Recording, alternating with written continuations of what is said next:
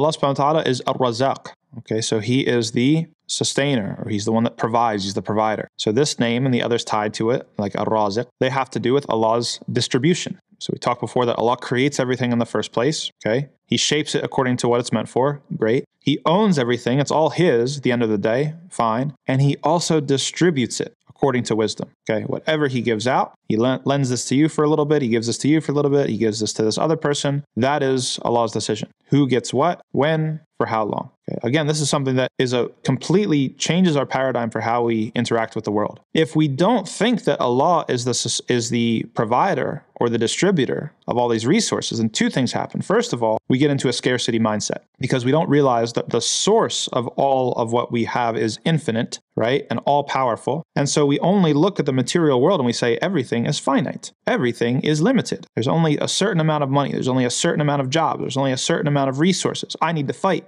I need to get mine, right? I need to make sure the other guy doesn't get any of mine, okay? Now I'm in competition with everybody. Now morality and ethics is only transactional, can only be transactional. I'm only going to do someone a solid if I'm okay already. Okay, I'm only going to help somebody else if I get something in return, whether it's physical, like money or whatever, or whether it's non-physical, like reputation or praise or thinking that I'm a good guy. Okay, but when push comes to shove, war breaks out, genocide, horrible situations, it's my life or the other guy's, I'm choosing me. I'm going to take care of me first. Okay, that's how the atheist thinks. That's how the secularist thinks. That's how the materialist thinks. It's inevitable. As for a person of faith, a person who believes that, no, this is not mine and it wasn't given to me. It wasn't something I went out there and took. It was something that Allah distributed to me, that the Creator allocated to me, even just for a little bit. Now I have rules. Now I have responsibility. Now I have guidelines that I have to follow. And at the end of the day, I realize that the source of it all is infinite and all powerful. If He wants to give me more, He'll give me more. If He wants to take away, He can take away, whether the physical material cause is there or not, right? Remember the story of Zakaria and Maryam,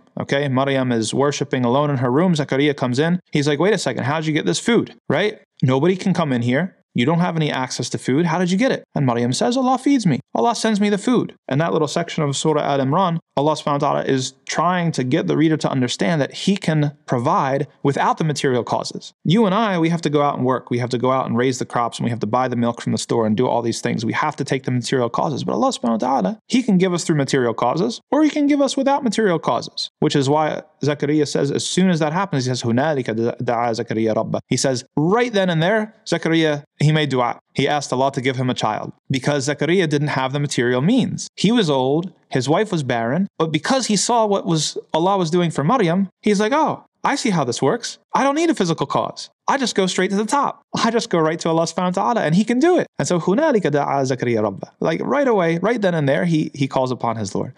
So knowing that Allah subhanahu wa ta'ala is the one that distributes, He decides. Okay, number one, it gives us an abundance mindset as opposed to a scarcity mindset. And the second thing it does is that it makes us content because we know that it's not our fault. Okay, if it's all on me, if my sustenance, my wealth is all just a matter of my work, my hard work, my decisions, then what happens if I'm poor? What happens if I lose all my money, Bitcoin, stock market, whatever? Some people go out and they kill themselves, right? We saw what happened with the extreme volatility of the Bitcoin market and stuff like that. Some people, they can't handle it psychologically. They go out and they, say, oh my God, like this is horrible. What else is left? Okay. But if you are, what's that person interpreting? Okay. That person's interpreting a certain thing about not having anything or having everything taken away. Okay. Whereas the person who is faithful, who believes in Allah subhanahu wa ta'ala, the Creator, realizes that in poverty there's wisdom and in wealth there's wisdom. And when Allah decides it, He decides it for a good reason. As long as you're good with Allah, as long as your relationship with your Creator is strong and you know that there's no funny business going on, that you're doing the things that you should be doing, you don't have anything to worry about. If you become poor, then you know that Allah wants good through your poverty, that it's actually something good for you. And if you become rich, then you don't have to look over your shoulder and say, oh my God, am I doing something wrong? Is this okay? You know that Allah wants it for a certain reason. And so believing in Allah subhanahu wa ta'ala, having the faith mindset it frees you. It frees you to not just live a life of abundance and a mindset of abundance, but it also takes the blame away and also takes the arrogance away. It's all up to Allah subhanahu wa ta'ala anyway.